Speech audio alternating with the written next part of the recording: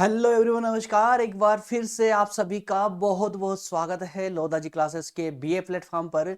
BA third year में political science को continue करते हुए तुलनात्मक विश्व संविधान वाले सब्जेक्ट में दोस्तों आज हम डिस्कस करने जा रहे हैं स्विट्जरलैंड के संविधान की प्रमुख विशेषताएं। जी हां दोस्तों, feature of the Swiss constitution पर आज हम डिटेल में चर्चा करेंगे। मतलब ये कि इससे संबंधित जितने भी महत्वपूर्ण तथ्य होंगे उन सभी महत्वपूर्ण पहलुओं पर पूरे विस्तार से और व्यवहारिक रूप से चर्चा करेंगे। तो आइए शुरू करते हैं अपने आज का सेशन, आज के सेशन की इस यात्रा को। और आज का जो सेशन है ये लेक्चर नंबर अर्थात डे 20 होने जा रहा है। आज 20वां लेक्चर आपका होने जा रहा है। इससे पहले तुलनात्मक विश्व संविधान अर्थात कॉम्परेटिव वर्ल्ड कॉन्स्टिट्यूशन वाले इस सब्जेक्ट के 19 लेक्चर हो चुके हैं, जिसमें अभी तक हम काफी लेक्चर कवर कर चुके हैं, काफी सेशन कवर कर चुके हैं। सिलेबस के अकॉर्डिंग भी हम बात करेंगे कि अभी आपका ये सेशन कहां पर चल रहा है, ठीक है ना। उससे पहले जो भी नए छात्र हैं उनके लिए जानना बहुत आवश्यक है कि आपके सब सिलेबस से संबंधित जो भी महत्वपूर्ण सब्जेक्ट हैं वो सारे सब्जेक्ट पूरे डिटेल में चैप्टर वाइज चैप्टर हमारी इसी प्लेटफॉर्म की प्लेलिस्ट में अवेलेबल है। यदि आप देखना चाहते हैं तो जाइए इसी चैनल की प्लेलिस्ट में, आपको सारे सब्जेक्ट पूरे क्रम से देखने को मिल जाएंगे। सारे, चाहे कोई सा भी सब्जेक्ट हो, उसको जैसे ही आप ओपन करोगे तो आपको वहां पर क्रम से सभी लेक्चर नंबर 1 2 3 इस प्रकार से लेक्चर क्रम से देखने को मिल जाएंगे। और हर एक लेक्चर की डिस्क्रिप्शन में उसके नोट्स भी अवेलेबल है। इस सब के अलावा यदि आप में से कोई भी छात्र प्रतियोगी परीक्षा की तैयारी कर रहा है या करना चाहता है तो आपको प्रज्ञान हिंदी नाम का यूट्यूब चैनल जो मेरे द्वारा बनाया गया है उसे भी विजिट करना चाहिए। वहां पर top 5000 all India GK series के नाम पर से मैं वहां पर क्लासेस स्टार्ट कर चुका हूं, जहां पर 5000 प्रश्न वन लाइनर क्वेश्चन के रूप में हमें डिस्कस करना है। यहां पर अभी 3500 से ज्यादा प्रश्न कवर हो चुके हैं, लगभग 4000 पहुंच चुके हैं। और इसके तुरंत बाद में ही हम डिटेल क्लासेस प्रारंभ कर देंगे, जिसमें हिस्ट्री होगी, पॉलिटी होगी, ज्योग्राफी होगी, जनरल साइंस के तीनों पार्ट होंगे, एनवायरमेंट होगा, इकोनॉमी होगी, इथिक्स होगी, जनरल हिंदी इंग्लिश होगी। तो जितने भी आपके जीएस वाले पोर्शन में इंपॉर्टेंट सब्जेक्ट होते हैं वो सारे सब्जेक्ट पूरे डिटेल में पढ़ेंगे, नोट्स के साथ पढ़ेंगे। और इसके अलावा जो भी आवश्यक सामग्री होगी वो सब इस प्लेटफॉर्म पर आपके साथ में शेयर की जाएगी। इसके अलावा इस प्लेटफॉर्म का एक ग्रुप बना दिया गया है टेलीग्राम के नाम से, टेलीग्राम पर माफ कीजिएगा, प्रज्ञान हिंदी के नाम से ही ग्रुप बना दिया गया है, उसको भी ज्वाइन कर लीजिएगा। तो जितने भी चैनल पर जो भी अपडेट होगी, जो लेक्चर होंगे, जो नोट्स होगी, वो सब इस ग्रुप में अपलोड कर दी जाती है। क्लियर है? मेरे ख्याल से आप लोग सब समझ चुके हैं। अब बढ़ते हैं हम आगे और कंटिन्यू करते हैं आज का सेशन। ये आपका सिलेबस है जिसके अकॉर्डिंग आपकी क्लासेस अभी तक चल रही है और चल आगे भी चलेगी जब तक ये सिलेबस कंप्लीट नहीं होगा। तो इस सिलेबस की अगर हम बात करें तो सिलेबस के अकॉर्डिंग दोस्तों आपकी सेकेंड यूनिट अभी चल रही थी, सेकेंड यूनिट माफ कीजिएगा कंप्लीट हो चुकी है, ठीक है। फर्स्ट और सेकेंड यूनिट कंप्लीट हो चुकी है। थर्ड यूनिट पर हम मूव कर चुके थे, जिसमें पहला टॉपिक हम ले रहे हैं स्विस संविधान का निर्माण। इसे हम इससे पहले वाले सेशन में मतलब लेक्चर नंबर 19 में कवर कर चुके थे। आज उसका बचा हुआ पार्ट जो विशेषताओं वाला था उसे कवर करेंगे। कल से फिर से कंटिन्यू क्लासेस होगी, तो स्विस कार्यपालिका, उसके बाद विधायिका, न्यायपालिका आदि आदि आप सिलेबस में देख सकते हैं। इन सभी टॉपिकों पर जो है यहां हम लेक्चर लेंगे, चर्चा करेंगे। क्लियर है? आइए तो शुरू करते हैं और देखते हैं डायरेक्टली अब अपने टेबल ऑफ कंटेंट को कि आज के टेबल ऑफ कंटेंट में क्या क्या है। तो सबसे पहले तो हम स्विस संविधान की विशेषताओं से संबंधित व्याख्या मतलब कुछ पॉइंट यहां पर बात करेंगे, डिस्कस करेंगे। इसके बाद में जो प्रमुख हमारा आज का लेक्चर है, टॉपिक है प्रमुख विशेषताएं, है ना, main features of the Swiss constitution. तो इस पर जो 10 सेशन मतलब कि 10 पॉइंटों पर हम चर्चा करेंगे, इसकी 10 विशेषताओं को देखने वाले हैं कि निर्मित और लिखित संविधान के रूप में, कठोर संविधान के रूप में, ये पूरा लिखा हुआ है, ठीक है ना। आइए तो इन सभी विशेषताओं को हम एक एक करके और आगे डिस्कस करते हैं। सबसे पहले हम लेंगे, क्रम से लेंगे पूरा, ये क्वेश्चन है आज के इस टॉपिक से संबंधित, पढ़ लीजिएगा जब पीडीएफ डाउनलोड करेंगे आप लोग। तो कंटिन्यू करते हैं। सबसे पहले व्याख्या की बात करें दोस्तों, तो व्याख्या से पहले भी आप थोड़ा सा इस मैप की ओर ध्यान दीजिए। मैप की ओर यदि आप ध्यान देते हो तो आपको देखने को मिलता है कि जिस स्विट्जरलैंड की हम बात कर रहे हैं, स्विट्जरलैंड की हम बात कर रहे हैं, ये यूरोप का एक छोटा सा देश है। यूरोप का एक छोटा सा देश है, जहां पर मैंने ये मार्क किया है, जहां पर मेरा पेन चल रहा है ना, ठीक है। ये यहां पर एक छोटा सा देश है, ठीक है, स्विट्जरलैंड के नाम से, जिसके ऑस्ट्रिया, इटली, फ्रांस या जर्मनी इसके पड़ोसी राज्य हैं, पड़ोसी देश हैं, ठीक है। तो इस छोटे से राष्ट्र की हम बात कर रहे हैं। कहां का राष्ट्र है ये? यूरोप का राष्ट्र है। तो थोड़ी सी डिस्क्रिप्शन इसके पढ़िएगा, आपको पूरा क्लियर होगा और व्याख्या के लिए कुछ पॉइंट आपको मिल जाएंगे, कुछ कंटेंट मिल जाएगा। अगर हम बात करते हैं स्विट्जरलैंड की दोस्तों, तो स्विट्जरलैंड जो है विश्व की सबसे प्रमुख राजनीतिक प्रयोगशाला है। क्या कहा यहां पर पहले ही लाइन में, क्या कह दिया कि स्विट्जरलैंड जो है दुनिया की जो राजनीति है ना उसकी प्रयोगशाला है। क्यों है प्रयोगशाला? क्योंकि जितनी बातें या जिन राजनीतिक सिद्धांतों की हम बातें करते हैं वो किताबों में पढ़ते हैं, उन बातों को या उन किताबी सिद्धांतों को स्विट्जरलैंड ने अपने यहां पर प्रत्यक्ष रूप से लागू किया है, जैसा कि विश्व के अन्य देशों में ना तो किया जाता है और कोई राज्य से जहां पर करना पॉसिबल नहीं है ना। तो ऐसी राजनीति को यहां पर लागू किया गया है स्विट्जरलैंड में, और इसी कारण से हम प्रतिबद्ध हो चुके, मजबूर हो गए कि यूरोप के बड़े बड़े देशों को छोड़कर के एक छोटे से देश की शासन व्यवस्था को पढ़ने के लिए, और इसी कारण से आज हमें स्विट्जरलैंड की शासन व्यवस्था को पढ़ाया जा रहा है सिलेबस में। क्यों?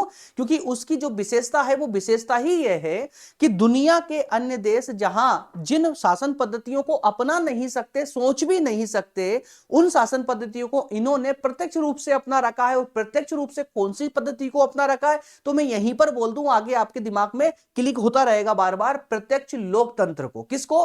प्रत्यक्ष लोकतंत्र को। आप अगर प्रत्यक्ष लोकतंत्र की परिभाषा देखें या उदाहरण देखें तो स्विट्जरलैंड के अलावा दुनिया में और कोई देश नजर नहीं आएगा जहां पर प्रत्यक्ष लोकतंत्र को अपनाया गया हो। बात समझ आई? हालांकि एक छोटा सा राज्य है इसलिए यहां पर प्रत्यक्ष लोकतंत्र को अपनाना पॉसिबल हो पाया है, लेकिन इसके अलावा अन्य और भी कई ऐसे छोटे छोटे राज्य हैं, कई छोटे छोटे राष्ट्र हैं, लेकिन फिर भी उन्होंने प्रत्यक्ष लोकतंत्र को नहीं अपनाया है। तो ये सारी कहानी हम आगे विशेषताओं में भी डिस्कस करने वाले हैं। और इससे पहले जो हमने कल वाले सेशन लिया था जिसमें हमने स्विस संविधान के निर्माण पर चर्चा की थी, उसमें भी क्लियर बात की थी हमने इस मामले में। क्लियर है? तो कहा गया है कि दुनिया की जो राजनीतिक प्रयोगशाला है वो स्विट्जरलैंड की शासन व्यवस्था कहलाती है, स्विट्जरलैंड कहलाता है। क्यों कहलाता है? इसका रीजन क्या हो सकता है? उसका संविधान जो है निश्चित रूप से बहुत अधिक मौलिक और विलक्षण है। क्या है? मौलिक है और विलक्षण है। मौलिक इस परिप्रेक्ष्य में कह दिया गया है कि वहां पर जितनी भी आवश्यक स्वतंत्रताएं हैं, जितनी भी आवश्यक अधिकार है, वो सबके सब जनता को दिए गए हैं। इसके अलावा जो विलक्षण वाला बिंदु है वो इसलिए यूज किया गया है कि विलक्षण दुनिया के अन्य संविधानों को देखोगे तो लोकतंत्र अवश्य आपको देखने को मिलेगा, लेकिन प्रत्यक्ष लोकतंत्र कहीं देखने को नहीं मिलेगा सिवाय स्विट्जरलैंड के। बात समझ आई? तो प्रत्यक्ष लोकतंत्र की धारणा को अपनाने के कारण ही यहां का संविधान विलक्षण हो चुका है, एक अलग हो चुका है अन्य राष्ट्रों से हट करके। तो संविधान की इन विशेषताओं ने ही इसे छोटे से देश की संवैधानिक व्यवस्था के अध्ययन को बहुत ज्यादा महत्वपूर्ण बना दिया है। और राजनीतिक अध्ययन के प्रति रुचि रखने वाले जो भी विद्यार्थी या जो व्यक्ति होते हैं उन्हें अध्ययन जो है वो इसका अध्ययन बहुत ही गंभीरता से करते हैं। तो ये बात मैंने जैसा आपको बताया है कि आज स्विट्जरलैंड जैसे छोटे से राज्य को हम पढ़ रहे हैं, उसके पीछे सिर्फ एक ही कारण है, उसका संविधान। उसके संविधान में जो ये विलक्षण वाली नीति को अपनाया गया है, अर्थात कि प्रत्यक्ष लोकतंत्र को जो अपनाया गया है, उसी के कारण आज हमें स्विट्जरलैंड की शासन व्यवस्था पढ़ने के लिए आज हम मजबूर हुए हैं, प्रतिबद्ध हुए हैं। क्लियर है? तो मात्र इतने कंटेंट से आपकी व्याख्या की रिक्वायरमेंट फुलफिल हो जाती है। अब बात करते हैं डायरेक्टली अपनी विशेषताओं पर कि हम कौन कौन सी, तो मैंने 10 विशेषताओं को प्रारंभ में ही बता चुका था, तो बार बार उनको रिपीटेशन नहीं करूंगा, डायरेक्टली वहीं से स्टार्ट करेंगे। पहली विशेषता थी आपकी निर्मित एवं लिखित संविधान वाली, कि यहाँ का जो संविधान है वो निर्मित है और लिखित है। तो इसको आप कंपेयर कर सकते हो भारत के संविधान के साथ भी, अमेरिका के संविधान के साथ भी, और अन्य देशों के संविधानों के साथ भी, जो भी लिखित प्रकृति के हैं और निर्मित प्रकृति के हैं दोस्त। जैसे भारत का संविधान लिखित रूप में भी है और निर्मित संविधान है क्योंकि उसको बनाया गया है स्पेशली भेंट करके, उसी प्रकार से अमेरिका का संविधान भी निर्मित भी है और लिखित भी है। Same as it is Switzerland का संविधान भी निर्मित होने के साथ साथ लिखित प्रकृति का है, क्योंकि जब इसके निर्माण की बात करते हैं तो इसका निर्माण हुआ था 1848 में। कब हुआ था इसका निर्माण? 1848 में। एग्जैक्ट डेट नहीं है यहां पर, 1848 आप लोग याद रख लीजिएगा, इस डेट से आपका काम बेहतरीन तरीके से हो जाएगा, कोई टेंशन लेने की आवश्यकता नहीं है। तो इसका निर्माण मतलब स्विट्जरलैंड के संविधान का निर्माण हुआ था 1848 में। किसने किया था? क्या 250-300 लोगों की जैसे भारत में बैठी थी संविधान सभा, कैसी सभा बैठी थी? एग्जैक्टली सभा तो बैठी थी, लेकिन एक आयोग बना दिया गया था 14 लोगों का। उन 14 लोगों के आयोग ने ही इस संविधान का निर्माण किया था। और संविधान में कुल 123 अनुच्छेद है, धारा है। जैसे यहां पर 395 है ना, भारत की संविधान में कितने अनुच्छेद है? 395। बेसिकली तो 395 ही है। बाकी जो ऐड हुए हैं बाद में, जो 400-450 समथिंग पहुंच चुके हैं, तो वो आबासा की कैटेगरी में अंदर डाले गए हैं। लेकिन मेन अनुच्छेद आज भी, जो मेन आर्टिकल है भारतीय संविधान में, वो आज भी 395 है। तो उसी प्रकार से स्विट्जरलैंड के संविधान में जो आर्टिकल है वो 123 है। कितने दोस्त याद रखिएगा? 123। और इसके भाग कितने हैं, अध्याय कितने हैं? तो याद रखिएगा मात्र 3 अध्यायों में इसको विभाजित किया गया है। तो इस तरह से हम ये भी कह सकते हैं, क्योंकि अभी अभी हमने अमेरिका का संविधान पढ़ा है भाई, अमेरिका का संविधान जरा सा है ना, 2-3 घंटे में उसको पढ़ सकता है कोई व्यक्ति। लेकिन जब हम स्विट्जरलैंड के संविधान की बात करें तो अपेक्षाकृत, मतलब अमेरिका के संविधान की अपेक्षा करें, तुलना करें, तो उससे काफी बड़ा संविधान है यहाँ का। तो 123 धाराएं हैं जो 3 भागों में बटी हुई है। बात समझ आइए आप लोगों को। सेकंड पॉइंट की बात करें, कठोर संविधान। जी हां, कठोर संविधान किस मामले में भैया? तो ये संविधान के संशोधन के मामले में बड़ा कठोर है। संविधान के संशोधन के मामले में बड़ा कठोर है। साधारण कानून तो आसानी से बन जाते हैं इस संविधान में, लेकिन जब बात आती है संविधान में संशोधन करने की, तो वो प्रक्रिया अत्यंत कठिन बना दिया गया है। और इसी कारण से इसको जटिल या कठोर संविधान कहा जाता है। अगर हम तुलना करें भारतीय संविधान या अमेरिका के संविधान से, तो भारतीय संविधान की तुलना करें तो भारतीय संविधान से ज्यादा कठोर है संविधान संशोधन के मामले में, है ना। भारतीय संविधान से ज्यादा कठोर है, लेकिन अमेरिकी संविधान से थोड़ा कम कठोर है। बात समझिएगा यहां पर, ठीक है। लेकिन ये कठोर संविधान इसी प्रकृति को ले हुए है कि यहां पर संविधान संशोधन के मामले में इसमें थोड़ी ज्यादा वरीयता जो है अपनाई गई है, उसमें थोड़ी ज्यादा रुचि ली गई है, उसको कठोर बना दिया गया है। अगले पॉइंट को मूव करते हैं। अगले पॉइंट की बात करें तो गणतंत्रीय संविधान। दोस्तों सबसे पहले बताइए मुझे, गणतंत्र होता क्या है भाई? गणतंत्र किसे कहते हैं? जहां का राष्ट्र प्रमुख जनता के द्वारा चुना हो वो गणतंत्र कहलाएगा, है ना भाई। हमारे यहां पर गणतंत्र, हम अपने राष्ट्रपति को गणतंत्र क्यों? क्योंकि वो उनका चुनाव होता है, माफ कीजिएगा, जनता के द्वारा हो ये आवश्यक नहीं है, प्रत्यक्ष रूप से जनता के द्वारा हो ये आवश्यक नहीं है, लेकिन उसका चुनाव होता हो। राष्ट्रीय अध्यक्ष मतलब जिसे हम राष्ट्रपति कहते हैं, उनका यदि चुनाव होता हो, कोई परंपरागत नहीं होगा, तो वो गणतंत्र होगा। जैसे भारत में राष्ट्रपति महोदय हैं तो उनका चुनाव होता है, इसलिए भारत क्या है? गणतंत्र राष्ट्र है। अमेरिका में चुनाव होता है, इसलिए वो भी गणतंत्र है। बस समझ आई। लेकिन ब्रिटेन की बात करोगे तो ब्रिटेन गणतंत्र नहीं है। क्यों? क्योंकि वहां के राष्ट्रपति मतलब वहां के जो सम्राट होते हैं उनका चुनाव नहीं होता, वो परंपरागत होते हैं, उनकी परंपरा चली आ रही है। जो राजशाही परिवार के लोग होते हैं वही 1 बाय 1 करके और जो वहां के सम्राट बनते हैं। बस समझ आए ना। तो इसलिए गणतंत्र संविधान, गणतंत्र हम उसको कहेंगे जहां के राष्ट्र प्रमुख का चुनाव होता हो। लेकिन जब बात करते हैं स्विट्जरलैंड की, तो दोस्तों स्विट्जरलैंड का संविधान भी गणतंत्र है। क्यों है? क्योंकि वहां के जो राष्ट्र अध्यक्ष होते हैं, उस राष्ट्र अध्यक्ष जनता के द्वारा प्रत्यक्ष रूप से चुनाव होता है। जी हां, प्रत्यक्ष रूप से। स्विट्जरलैंड में इसके आरंभिक काल से ही यहां पर गणतंत्रीय शासन व्यवस्था को अपनाया गया है, आरंभिक काल से, है ना। यहां पर कभी राजतंत्र हुआ ही नहीं, स्विट्जरलैंड में कभी राजतंत्र था ही नहीं। स्विट्जरलैंड के संविधान में न केवल संघीय अपितु इसके अंतर्गत आने वाले जो कैंटन होते हैं, इनकी सरकारों के लिए भी गणतंत्रात्मक शासन प्रणाली को ही अपनाया गया है। स्विस संविधान का यह लक्षण अमेरिकी संविधान के समान प्रतीत होता है, नजर आता है। तो हम कह सकते हैं कि जिस गणतंत्र की हम बात कर रहे हैं, मतलब केंद्र प्रमुख के जो राष्ट्रपति की बात करें ना, तो वो परंपरागत है, और ना ही कैंटन मतलब राज्यों के जो प्रतिनिधि होते हैं, जो राज्यों के राज्यपाल होते हैं, वो भी परंपरागत नहीं है, उनका भी चुनाव होता है। तो ये दोनों ही स्तर पर, केंद्र स्तर पर भी और राज्य स्तर पर भी, दोनों ही स्तरों पर ये गणतंत्र है। क्लियर? पॉइंट नंबर 4 की बात करें, संघवाद। तो इसमें संघवाद के लक्षण भी दृष्टिगोचर होते हैं, दृष्टिगत दिखाई देते हैं। कैसे? क्यों? संघवाद क्या होगा? अरे भाई, संघवाद का मतलब होता है जहां पर कुछ राज्य हो, है ना, उन राज्यों को भी पावर हो और एक केंद्र हो, और केंद्र के पास भी स्पेशल पावर हो, तो उसे हम संघ कहेंगे। बेसिकली संघ का तो एक एग्जैक्ट मतलब निकलता जहां पर राज्यों ने मिलकर के एक संघ का निर्माण किया हो। तो यहां पर भी तो यही हुआ था। स्विट्जरलैंड में क्या हुआ था? स्विट्जरलैंड में भी कुछ राज्यों ने मिलकर के संघ का निर्माण किया था।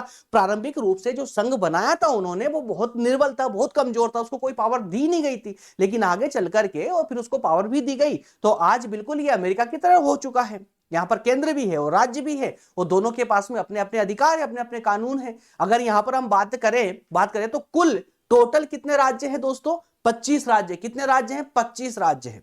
टोटल 25 राज्य हैं।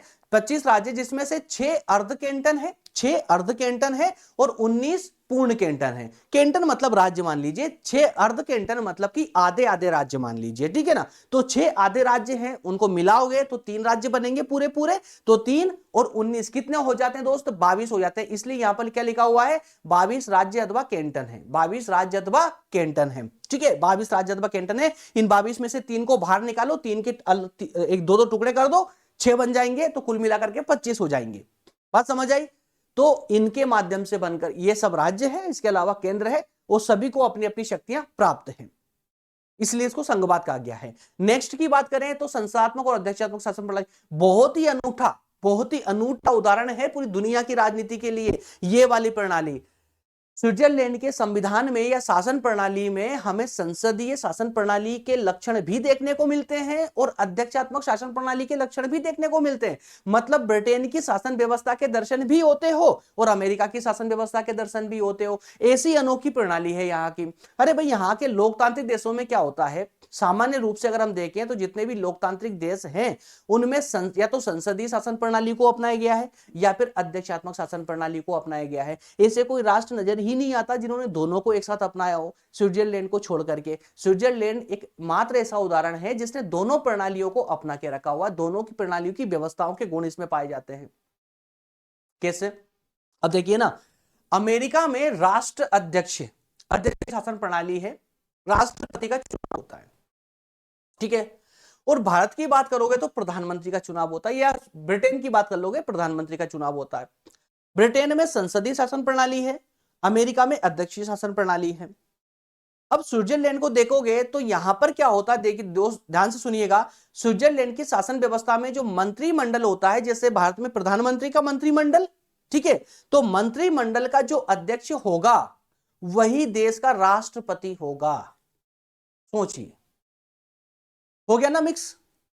अरे अमेरिका में भी मंत्रिमंडल है, किसका? राष्ट्रपति का है।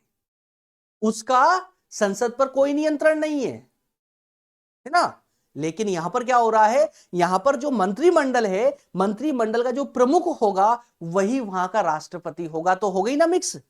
मंत्रिमंडल भी उसी का, राष्ट्र अध्यक्ष की कुर्सी भी उसी की, मतलब अध्यक्षात्मक शासन प्रणाली भी उसी में इंक्लूड हो गई। और मंत्रिमंडल होने के कारण संसदीय शासन प्रणाली के दर्शन भी हो जाते हैं इसमें। मंत्रिमंडल का बहुत अच्छी बात है कि इसमें मंत्रिमंडल का जो चुनाव होता है वो व्यवस्थापिका के सदस्यों के द्वारा होता है, व्यवस्थापिका के द्वारा होता है, व्यवस्थापिका के द्वारा, विधायिका जिसको हम बोलते हैं। लेकिन इससे अनूठी बात यह कि मंत्रिमंडल व्यवस्थापिका के सदस्य जिनका चुनाव करते हैं, उन सदस्यों में जिनका चुनाव करते हैं ना, उन सदस्यों में व्यवस्थापिका का कोई सदस्य नहीं होगा। मंत्रिमंडल के सदस्य अलग होंगे, चुनाव लड़ने वाले अलग होंगे, व्यवस्थापिका के सदस्य अलग होंगे।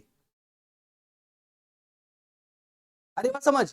तो मंत्रिमंडल के सदस्य व्यवस्थापिका के सदस्य नहीं होते। तो एक अनोखी प्रणाली है, समझ लिए ना।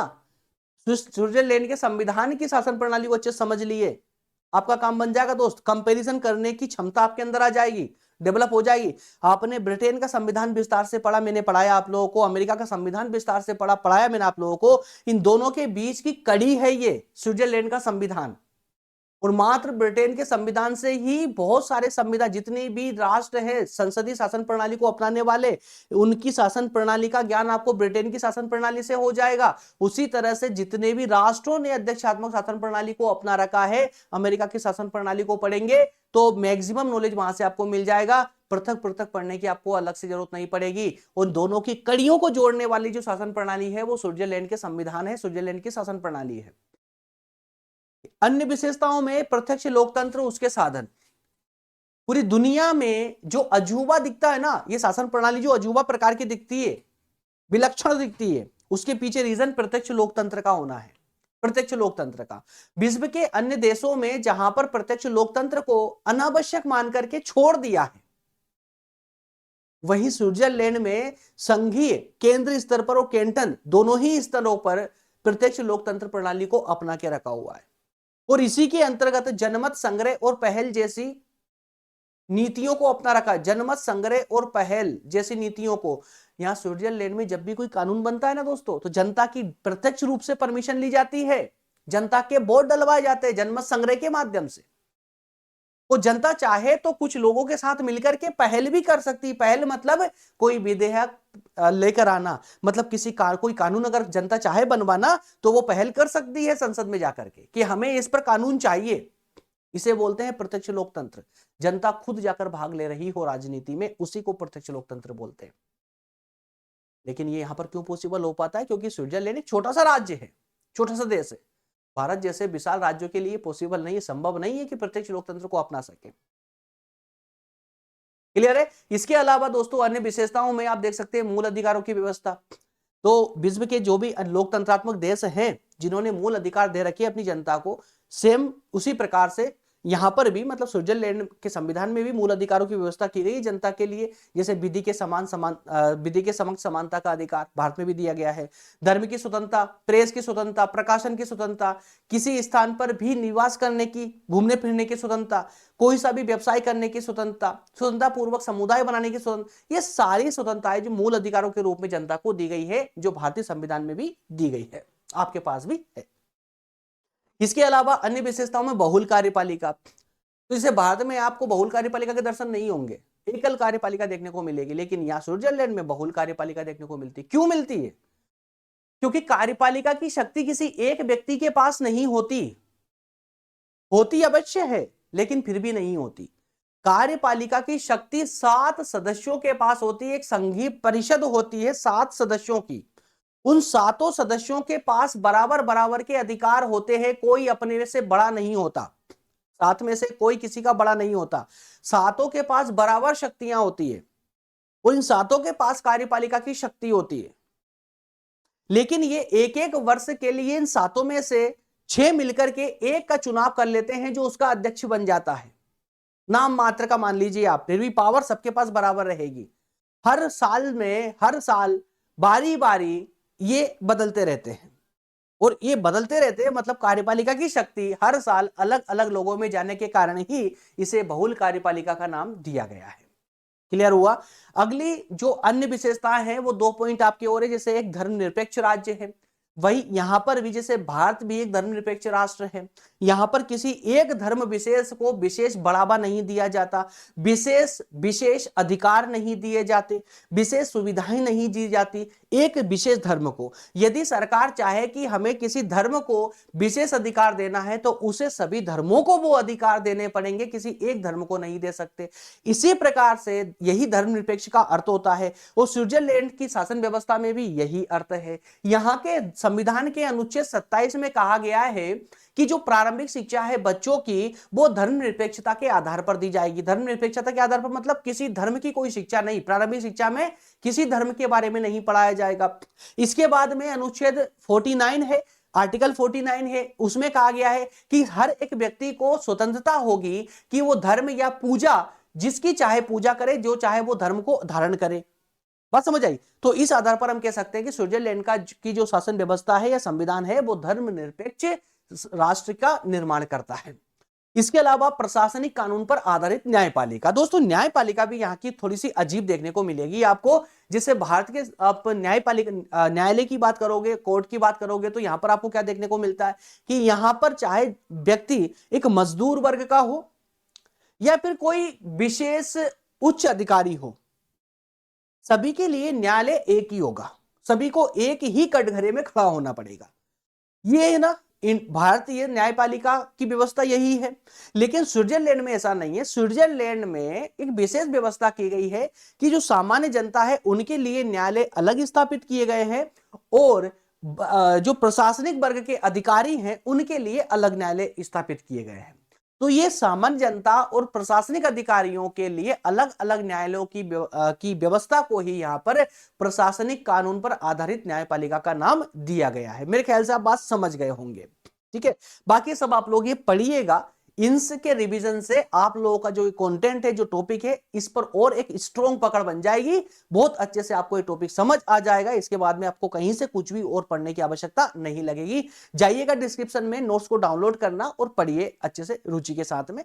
ठीक है, मुश्किल से 15-20 मिनट लगेंगे बेहतर तरीके से इसको पढ़ने के लिए, इस नोट्स को, और उसी के साथ आपका टॉपिक 100% कंप्लीट हो जाएगा।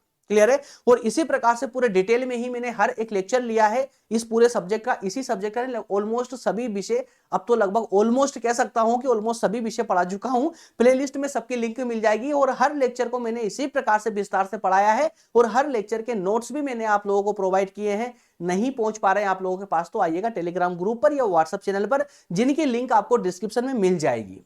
व्हाट्सएप चैनल ज्वाइन कर लीजिए, सबसे बेहतर प्लेटफॉर्म है। आइए वहां पर सब कुछ फ्री ऑफ कॉस्ट है, कोई चार्जेस नहीं, मैं आपको बता दूं ना, नहीं तो आपके दिमाग में फ्रेम बन जाएगी कि सर हर लेक्चर में बोलते हैं व्हाट्सएप चैनल पर आइए, व्हाट्सएप चैनल पर आइए, कहीं वहां चार्ज तो नहीं ले रहे। ऐसा कुछ भी नहीं है मेरे दोस्त, जो भी मैं आपको यहाँ पर है ना, जो भी पढ़ा रहा हूं, जो भी दे रहा हूं ना आप लोगों को, सब कुछ निःशुल्क है, कोई चार्जेबल नहीं है। नेक्स्ट जो टॉपिक होगा हमारा उसमें हम बात करेंगे स्विस कार्यपालिका की, स्विट्जरलैंड की कार्यपालिका की, ठीक है। तो इसकी जो एग्जीक्यूटिव है, स्विस एग्जीक्यूटिव, उसको भी पूरे विस्तार से डिटेल में और एकदम व्यवहारिक रूप से भारत, अमेरिका, ब्रिटेन जितना हम पढ़ चुके उन सबके साथ में जहां पर आवश्यकता लगेगी उसके साथ कंपेयर करके पढ़ेंगे, ताकि आपको आसानी से टॉपिक समझ आए। ओके फ्रेंड्स, मिलेंगे नेक्स्ट सेशन में। उम्मीद करता हूं आप लोगों की स्टडी अच्छी चल रही होगी और कहीं पर मेरी कोई सहायता की आवश्यकता लग रही हो तो बिल्कुल निसंकोच होकर के आप लोग मुझे व्हाट्सएप चैनल पर कमेंट कर सकते हैं, टेलीग्राम ग्रुप पर कमेंट कर सकते हैं, या इस चैनल पर भी कमेंट कर सकते हो। मैं कमेंट सबकी पढ़ता हूं। हाँ, रिप्लाई करना इस चैनल के कमेंट बॉक्स में रिप्लाई करना थोड़ा मेरे लिए पॉसिबल नहीं हो पाता, लेकिन हाँ, जो कुछ आवश्यक लगता है कि यार यहाँ रिप्लाई करना ही पड़ेगा, आवश्यक है, तो मैं रिप्लाई भी करता हूं, ऐसा नहीं है, लेकिन पढ़ता सभी की कमेंट हूं। तो कोई भी ये सोचकर कमेंट ना करे या कमेंट ना करने का निर्णय ले ले कि सर आप कमेंट तो पढ़ते नहीं हो तो क्या फायदा कमेंट करने का। आप अपने विचार कमेंट बॉक्स में जरूर रखिए, मैं पढ़ता सारी कमेंट हूं। अगर मुझे आवश्यक लगेगा तो मैं आपको रिप्लाई भी करूंगा, क्योंकि कार्य मेरे पास ज्यादा बढ़ गया है, प्लेटफॉर्म 2 है मेरे पास में और पढ़ाने वाला अकेला हूं। इवन कि इस कैमरे के पीछे कार्य करने वाला भी मैं अकेला ही हूं, पीपीटी रूम में भी अकेला ही कार्य करता हूं। 10 से 12 घंटा पीपीटी रूम में अकेले बैठा रहता हूं ऑफिस में, जहां पर मुझे आप लोगों के लिए ये पीपीटी बनाकर तैयार करनी होती है, कुछ खास कंटेंट लेकर के आने की, उसके रिसर्च करने की, कंटेंट निकालना होता है, थोड़ा सा टाइम लगता है उन चीजों में, फिर उसको पीपीटी के रूप में लेकर आना, डिजाइन करना, उसके बाद में आपके लिए कंटेंट, कौन सा कंटेंट बेहतर रहेगा, कौन सा नहीं रहेगा, कौन सा इजी रहेगा, कौन सा आसानी से याद हो पाएगा, कितना इफेक्टिव है, कितना नहीं है, और कहां कहां से इफेक्टिव बना सकते हैं, ये सारे जो मंथन होते हैं ना, ये मुझे पीछे वाले रूम में करने होते हैं, जो जस्ट पीछे वाले रूम में ही, यहीं पर मुझे पूरा आपके लिए कार्य करना होता है। 10 से 12 घंटा ऑफिस में बैठना होता है, उसके बाद में आपके सामने कैमरे के सामने आ पाता हूं। तो ये सब चीजों में समय बहुत लगता है, इसलिए मैं आप लोगों की कमेंट का रिप्लाई नहीं कर पाता हूं। इवन कुछ फ्रेंड तो जैसे है जो व्हाट्सएप पर भी काफी दिनों तक मेरा इंतजार करते हैं कि सर आप रिप्लाई करोगे, आप रिप्लाई करोगे। हाँ, रिप्लाई मिलता जरूर है आपको, थोड़ा लेट हो जाता हूं, लेकिन रिप्लाई करने का पूरा प्रयास करता हूं। तो आप लोग अपने विचार जरूर रखिए, कमेंट बॉक्स में रखिए, व्हाट्सएप नंबर दिख रहे हैं, इस व्हाट्सएप नंबर पर व्हाट्सएप के माध्यम से रखिए। जहां पर भी आपको जिस प्रकार के भी विचार आ रहे हो, कि नेगेटिव हो या पॉजिटिव, कोई मायने नहीं रखता, आपके नेगेटिव विचार भी हमारे लिए सराहनीय होंगे यदि वैल्यूएबल होंगे तो। क्लियर है। मिलेंगे दोस्तों नेक्स्ट सेशन में। बहुत बहुत धन्यवाद। Thank you so much.